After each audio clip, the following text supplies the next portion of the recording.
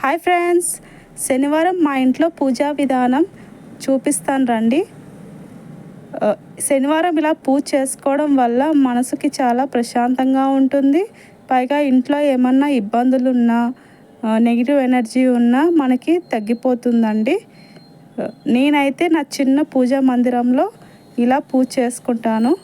ఇది తిరుపతిలో కొన్నానండి. ఇది తిరుపతి వెళ్ళినప్పుడు ఆ పటం అన్నది వెంకటేశ్వర స్వామిది, ఆ లైటింగ్ వచ్చేది తిరుపతిలో తీసుకున్నాను నేను.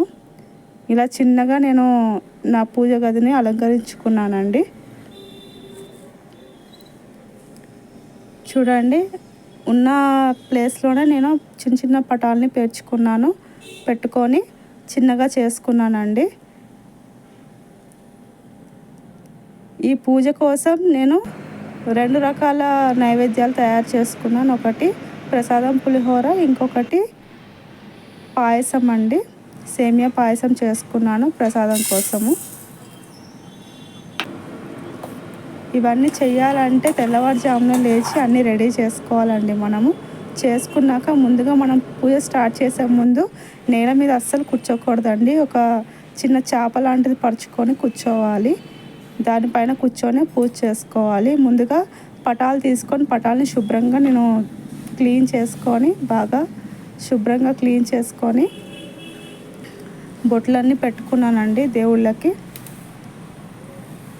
గంధము కుంకుమ పెట్టి బొట్లన్నీ పెట్టుకున్నాను. నాకు ఇలా పూజ చేయడం వల్ల చాలా ప్రశాంతంగా ఉంటుందండి.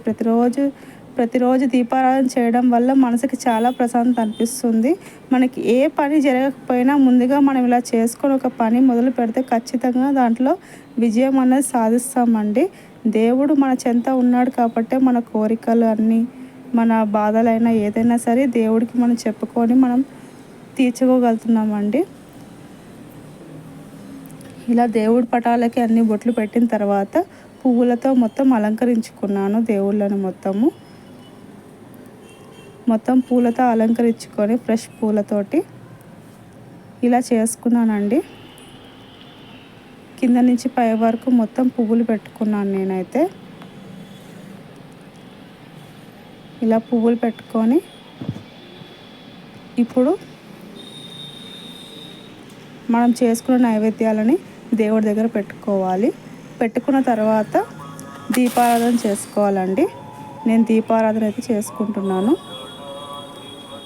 మనం ఎప్పుడు దీపారాధన చేసినా సరే సింగిల్ ఒత్తి అయితే ఎప్పుడు వెలిగించకూడదండి. ఒక ఒత్తి ఎప్పుడు వెలిగించకూడదు. 2 ఒత్తులు చేసి మనం వెలిగించుకోవాలి. దీపారాధన అయిపోయిన తర్వాత ధూపం వెలిగించుకున్నానండి. ఇల్లు మొత్తం మనం ధూపం వేయడం వల్ల చాలా ప్రశాంతంగాను చాలా బాగుంటుందండి. ఇంట్లో మనకి ఏ నెగిటివ్ ఎనర్జీ ఉన్నా సరే అది చిన్నగా తగ్గిపోతూ ఉంటుంది.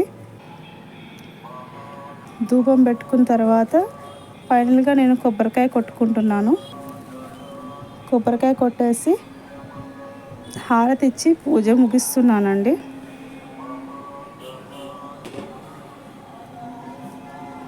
చివరగా హారతి ఇచ్చి పూజ ముగించిన తర్వాత నేను ఇల్లు మొత్తం ఈ ధూప్ స్టిక్ తోటి ఇల్లు మొత్తం నేను